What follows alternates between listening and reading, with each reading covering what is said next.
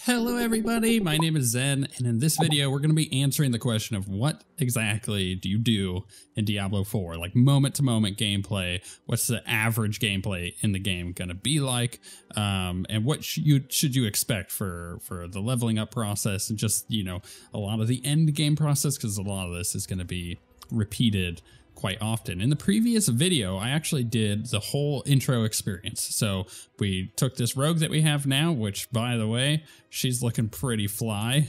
I'm pretty happy with the little transmog I threw on. There'll be a video of how the transmog system works because it is really cool and it's got a lot of depth to it, surprisingly, for just a system about you know, dealing with cosmetic items. But we got all the way up to level 6. We got through the whole intro place, and we unlocked the main city that you're going to be dealing with, at least in the first part, the first act of the game. So from there, you know, we're just jumping off and being like, what happens now that the world has opened up? You can see here we've got a couple side quests. These are totally things that you could do. We're going to pick them up, but I'm just not really going to focus on the story of these too much. I had mentioned in the previous video for this that there are mild story spoilers here, so if you're not interested in that, that's totally fine. Then you could just wait for the game to come out, or you could play the beta when it opens up this next weekend if you don't already have access to it. So I'm going to skip these conversations because I think leaving some of the actual story here for you to experience is really nice. And honestly, the main story stuff, while we will be spoiling some of it, you know, we're going to go up to the cathedral here. That's really just for context of what we're doing. This side stuff really doesn't matter. And like this mission is fairly simple. There's like a group of militia over here that have to be trained. And for this particular mission, which by the way, you can just open up with the journal at any given point by opening the map or hitting J on PC.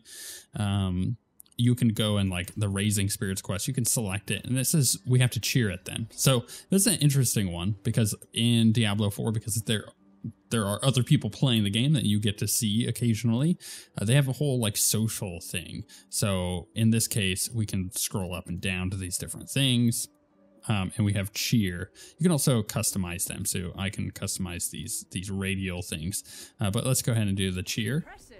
And I make them feel better about themselves, right? It's a fairly simple quest, but it's honestly easy experience. But you saw there that I got the renown. I also got a little, I got a little cache. So we're going to open up the cache. And on the cache, we essentially just got a bunch of materials. Nothing too crazy. The real thing that you're going to be looking out for, and this is the key to your moment-to-moment gameplay while you're leveling up, is you're going to be keeping an eye out for all this stuff. And I mentioned this in the previous video, but we're just going to go over it real quick. You've got waypoints that you want to unlock. There's strongholds that you're going to do.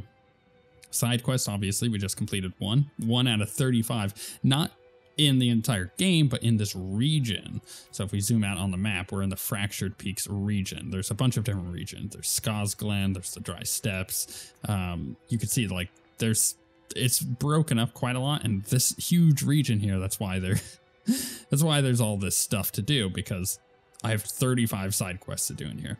Yeah, you could discover areas, you do the side dungeons and the altars of Lilith. Now, by completing this stuff, you will be gaining renown, and as you see, I'm 95 out of 200 here.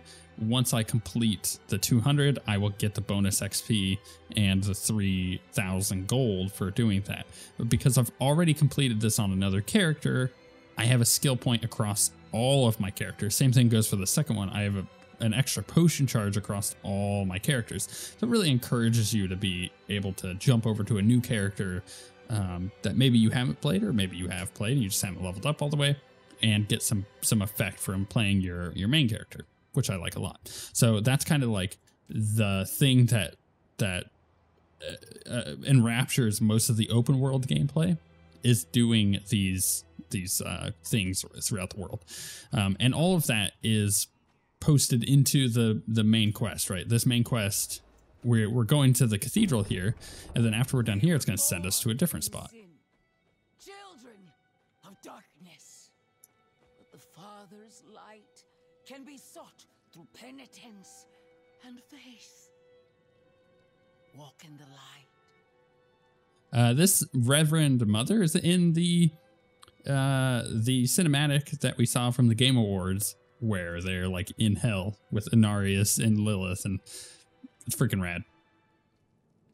We must be ever vigilant against sin, brother. Yes, Reverend Mother. Let the light of Inarius burn away wickedness. Let not temptation lead you from his holy radiance. Let righteousness sear away corruption and sin. Cast out thy darkness, for only light must remain. Cast out thine darkness, for only light must remain. Is this the one from the west? Yes, Reverend Mother. Did Lorath not accompany you? He sent me on without him. Putting faith in that old man was a mistake. What could possibly be of greater import? Lilith. So, you know.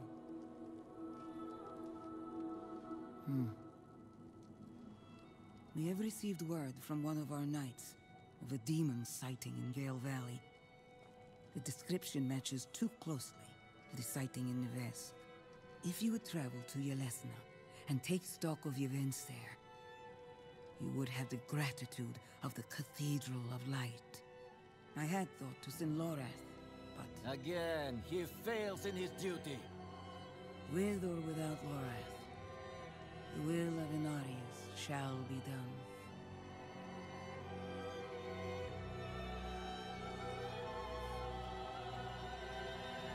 Here, take the knight's report before you go. Cool. Reverend Mother, I received a report of a potential demon sighting. Horned woman near Yelesna Mines. Performed routine inspection, nothing yet. Sent in priest and escort of knights. We'll report in when we find something. Okay, so this essentially is giving us a place to go. Oh no, I already got that. Go away. So for this particular mission, it wants us to go down here. Now we have some side quests. We got the coffers up over here, and I had picked up the one that we just did. So we could also head back to the intro area and pick up that waypoint. Remember, these are things that we're going to have to do. We have to get the waypoints to gain renown, to unlock more stuff, right? So that is something I could do, is head down to the waypoint. But this is where the game opens up, and you see these sub zones. So I could go up over here and explore that, get the side quest out of the way, and then go down there. And I feel like, generally speaking, that's the natural way that most players will do it. There's always going to be the most optimal way to hit max level, or to just beeline the story, whatnot. Like you can absolutely do that kind of stuff if you so choose. But for the most part, I think the average player is going to do this. They're going to go up and get those side quests like I did. They're going to complete that easy one like I did. Then we're going to go get the quest up in the cathedral that leads you over to another spot. And then that's where divergence is going to happen. You're either going to go do the side quest or you're not. We will go ahead and track that side quest though. So that way we know where we're going. And then this is how the general gameplay is going to go. You're going to go out into the world and you're going to come across an event like this. Notice how I kind of knew that this event was going to be here, because it's almost always here when you come out here, right? And you can either do the event or not. So let's go ahead and do one. So for this particular one, I have to satiate 3 ancient siphons by destroying enemies, right? So that one's going to give it some blood, and that one's going to get in there. Now the problem is that these boys, they like to move around and are at ranged. So I gotta kind of lead them into here before I kill them. But it's not too difficult. And I can use my my twin blades to kill things as I'm moving back and forth. I think, is that one done? That one might be done. I'm not sure exactly how many I'm gonna need to satiate this corner one. And we got a person showing up. So here's the other thing. Diablo 4 takes a bit of the design space that Diablo Immortal has. And in Diablo Immortal, I would call it more of an MMO than a single-player RPG, or an RPG in general. It's just more of a massively multiplayer game. Nothing wrong with that if that's something that you desire. But I think Diablo in general benefits from not being an MMO. It is a dark fantasy game. If you want it to feel scary and dark and fantastical, then keeping the horror aspect of it is important. It's one of the downfalls, in my opinion, of Diablo 3. It kind of just didn't feel that scary because of the choices in art style and theming and whatnot that they did. There are dark stuff in it, but it's nothing like Diablo 4. So the strength of Diablo 4 is that it, it's dark. However, when you start adding a bunch of people into the world, it kind of removes some of that darkness, that fear, that you're feeling like you're out on your own, alone in this creepy world. And for the most part, I think that is going to not be noticed. And they've done a pretty good job so far of adjusting it from previous iterations of Diablo 4, like the BlizzCon demo, the previous betas and whatnot. They've toned it down a little bit. You're not seeing as many people as you were before, but there are certain parameters that are allowing different amounts of players to show up on your screen or not. So for example, if you're in an event area, you're going to be able to see more players. The game is going to show you more players that are nearby. Whereas if you're out in the open world like I am right now, you're going to see less of them. So that's why I'm not seeing like players all around. Even though there's a bunch of people playing, we're not seeing a bunch of people playing. And I think that is important. But in my own personal opinion, I feel like they could kind of tone it down even a little bit more than that. It's just, I guess, a personal preference on how dark I want the game to end up feeling. So you running around the world, you're going to be coming across other players. You can either join up with them if you so choose, or you can continue to play solo. The game does not require you to play in a group. It does, this is a weird thing, it does require you to play with other people. And we'll talk about that in a second. But the thing with the events is, yeah, I can just roll up and do an event by myself. Chances are someone else is going to also be doing that event, and it is going to require me to cooperate with them. I can't just like be like, no, I don't want to cooperate with anybody today and just run away at every event. I mean, I could choose not to do an event, sure, but the events are going to have people there doing them with you, and unless you literally just run away anytime someone else shows up, you're going to be playing with them.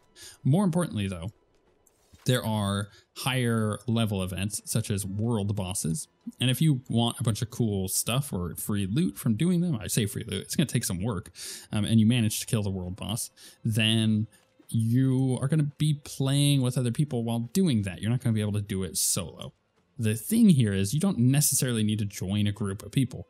When you arrive in those event spaces, those players are going to be there, and you get a notification like, you know, the boss, in this case for the beta, Ashava, is gonna spawn in like 30 minutes, and you get a notification, and then everybody can run there, and it kind of divvies up people. If you have a party of people that you're playing with, you have like friends, or in my case, you know, I'm playing with my wife and we're running around in the open world, and we show up in a party, we still remain in our party, and we can get the help of the other people that are there. I don't have to join like a raid group or anything like that. So if that's not something that you want to do, you don't even have to worry about it. The game makes it really easy to just kind of play as you normally would. So we unlocked a waypoint here. We have an extra town. We'll talk about that in a moment. Let's just turn this in real quick. Again, I'm skipping the conversations for the side quests, but as you can tell, yeah, let's open that up. Gonna give us some materials, which is nice. And we have some items here. We also have a skill point that I can spend. I'm gonna do it on Shadow Step. I've already kind of pre-planned this out. So I could go pick up this other side quest, and you know, honestly, I think it's pretty wise to do that. But at this point, you see that we've unlocked like the subzone, and the subzone has a bunch of different places to go in it. There's quests that are all throughout here that you'll end up getting and taking you back here. But you also kind of find one of the dungeons that's up over here. If you wanted to go do a dungeon, you could just go do that. You're not required to go push the main quest down over here. And I think that is really cool. In this case, we do have the 3 acts shown. So we have Act 1, Act 2, and Act 3. We can't do Act 2 and Act 3 in the beta, so I cannot comment on that kind of stuff. But Act 1 pushes you down this direction. You generally stay in the Fractured Peaks. Whereas it looks like for Act 2? Yeah, Act 2 will be kind of up in Skosglen, and then Act 3 will be off over in the Dry Steppes. So that gives you an idea of like how the world is planned out for that kind of stuff. So let's head back to town. You can either do that through the waypoints or through the map, or even hitting T, which will use your town portal. All of that stuff is totally fine. If you're in a party, you will see another portal there, or multiple portals, depending on how many people are in your party, and you could just teleport to your party members. Kind of like in Diablo 3, you would have the banners around the town portal, or the waypoint in town, and that allowed you to teleport to them. That's totally a thing too. And for the most part, I think my experience in the game so far has been around playing in a party. So that is going to be skewing my thoughts and my opinions on some of the open world stuff. So just going to keep that in mind. So I needed to mention this because another thing you'll be getting from doing those events, there'll be like if you complete an event, there'll be a chest, you open it up. Oftentimes it'll have these obols in there. These obols are basically Diablo 3 blood shards, and you can use these to gamble stuff. So in this case, I'm using some swords, so I could go in and try to get a nice, and by the way, the legendary drop rate on this stuff seems fairly high because you're getting obols on an not a frequent basis. It's not like Diablo 3 where you get like 400 for doing a rift or something like that. It's much less. I've been playing, I got my barbarian from yesterday up to 20. I've played my wizard up to, or my sorceress rather, up to 16, and now I'm jumping on the rogue, and I went from having like 20 up to 295. So I've put quite a bit of time into those characters, and I'm only up to 295, and you can see things cost quite a bit. So I could try to get a legendary here. I don't think I'm going to. I'm just going to try to get a helm cap. Boom. It's not super great. We could try again on that. That's a little bit better. And just to kind of, get some items here. There's also whispering keys, which is why I came down here. We currently have no consumables, but if I get a whispering key, it puts it in the consumables thing. And there are certain chests that you'll come across in the world that then allow you to open them with the keys. It's kind of a bit of a throwback to Diablo 2, where you would have to have keys in your inventory to unlock, locked chests and stuff, which I think is a nice throwback, and it works pretty well for the system. Any of these side dungeons you're seeing that have the circle on them, it means that I've done them on another character, and I could go do them again, and it'll have a check mark on it when I've completed it for the first time on this character. But if I haven't completed it at all, like this one has a druid only aspect that I can get. Talk more about aspects in a different video and how legendary gear works and just how the gear system works in general, because it's got a lot of depth to it. This is a druid only aspect. I haven't gone and done it yet. I will end up doing it before this weekend's beta is over, because next weekend the druid will be available, and I want that kind of stuff just to have right off the bat. But you see it has the little chest there telling me that I haven't done it yet, and I can get a reward for completing it. I can get that aspect. So yeah, that's how that works. But then you're getting a pretty good idea already of what the average gameplay is, what Diablo 4 is about. You kind of go throughout the open world quite a lot. There's a lot to do. Nothing wrong with that. It means that it feels like the world is populated, and honestly, I'm pretty happy with how the open world stuff is feeling so far.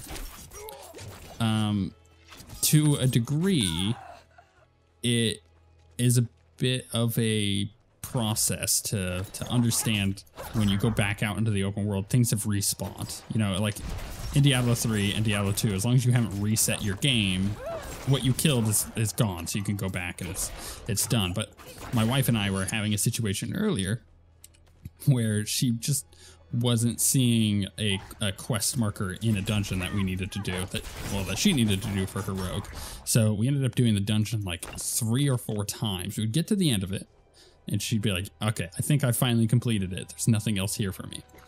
But she was just missing it on the map. So then we would kill the final boss and teleport out. And when we teleport out, the game would mark it as like, this is a complete thing. And we'd go back and sure enough, I don't want to do this Ancient Siphon one again. So I'm just going to skip that event. So the game would complete it as, or mark it as complete. We go back in and everything would be respawned. And it was fairly agitating because it's like, we just need to walk in to talk to this quest person. So that is kind of a downside to the way the open world works. But I think that is a rarity. That's not the average gameplay experience that players are going to have. So the one thing here is, though, towards the beginning of the game in Act 1, you don't have your... Oh man, that's so satisfying doing that shadow step away. You don't have your mount, which means you're kind of just relying on running, using your chevre legs, as I've had people call it, to go from point to point. And it feels like it takes a bit of time.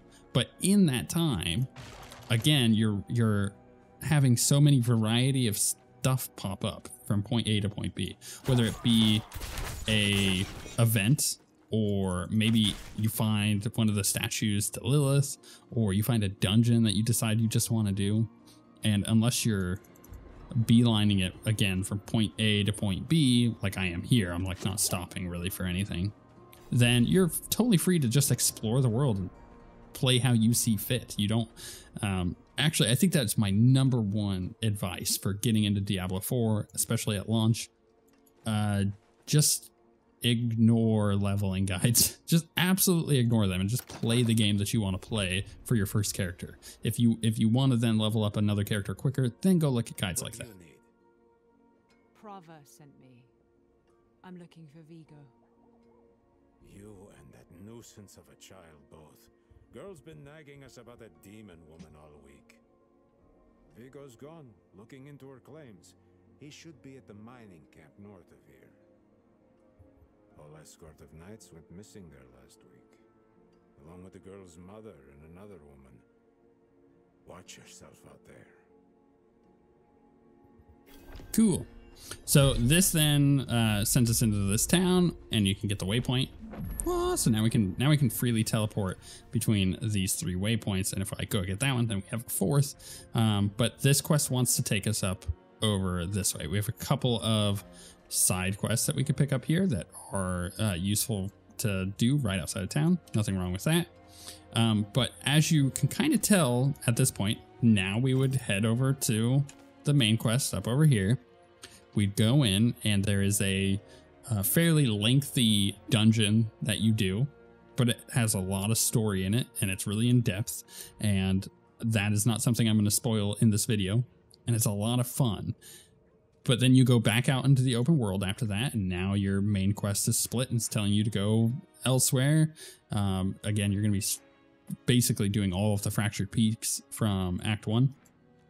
And when you're going elsewhere, you're going to come across more towns with more waypoints, with more side quests, and more dungeons between point A and B, and more altars of Lilith all hidden around that you can go collect and get permanent stat buffs for all your characters, and more strongholds that you can find. There's a stronghold up over here, and again, just more waypoints to get to your next main quest, and that gets a lot easier when you get to a certain point, because then you unlock your mount and you'll be able to traverse point A to point B a lot faster, and at that point you will also have had a lot of waypoints broken up, and so when your main quest takes you to a specific spot, you might be able to have a waypoint nearby to get you to that spot a bit quicker. So the tedious motion of going back into the open world to find more waypoints, to find more side quests, to find where your main quest is, to do more events in an area, to unlock, you know, more of this stuff, to do more of these rewards, to get more renown. Like, it is intentionally a gameplay loop, but it has so much variety in it that you don't necessarily feel like you're doing the exact same thing over and over. You do get into a motion of, now it's time to go to do this main quest. And when I come out of here, maybe I've completed these 2 side quests, maybe I haven't. Maybe I think I should, because it'll put me close to level 15, which will then unlock my specific class thing for my character, which in this case for a rogue at level 15 is going to be combo points for your abilities. For sorceress, it's going to be these enchantment things, which are basically passive effects from all of your skills. It's really cool. I'll talk about that in the sorceress video.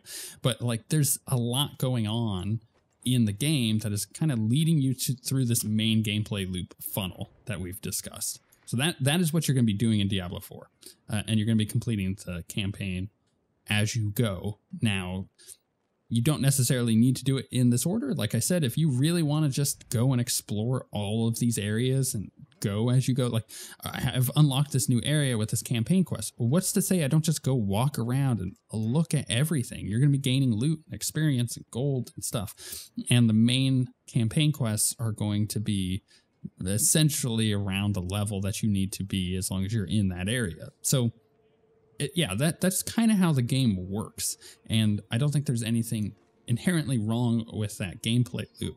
But my advice for general players is, if you're a hardcore player, you already know this. You're going to find some leveling guide. You're going to blast through everything as quickly as possible, and you're going to know exactly where your aspects are and where to pick them up and which dungeons you need to do and what order, and where all of the Lilith shrines are to pick those up as you go through in the most optimal route. Totally fine to do that. That is, if that is the way that you want to play. But equally so, it is totally fine to also just explore everything and have fun looking around and reading all of the different lores. And like, there's a guy over here I could talk to.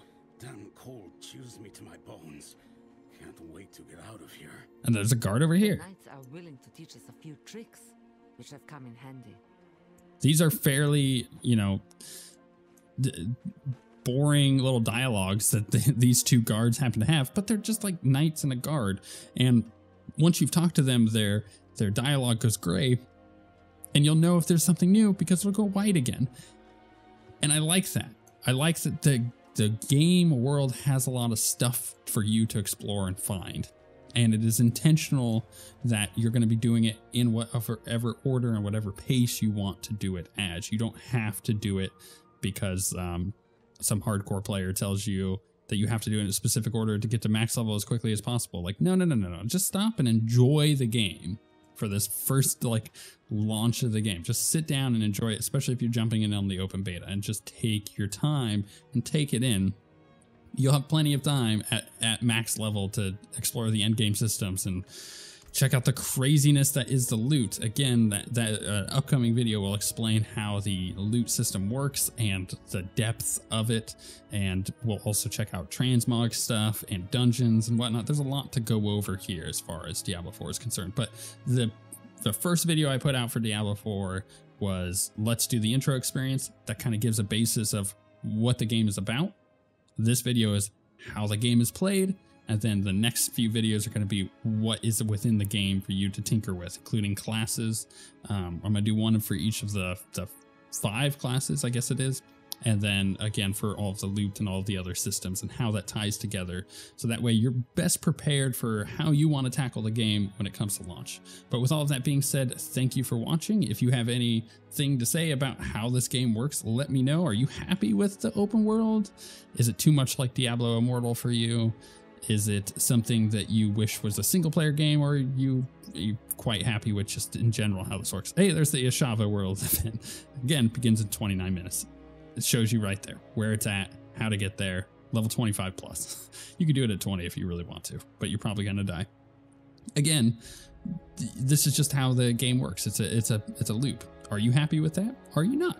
And I think if you are happy with that, then you're going to really enjoy this game. And if you're If you're super against it, then maybe just check out the beta and then decide from there. Otherwise, if you're indifferent, you may end up liking it more so than disliking it. But with all that being said, thank you for watching, and we shall see you all next time.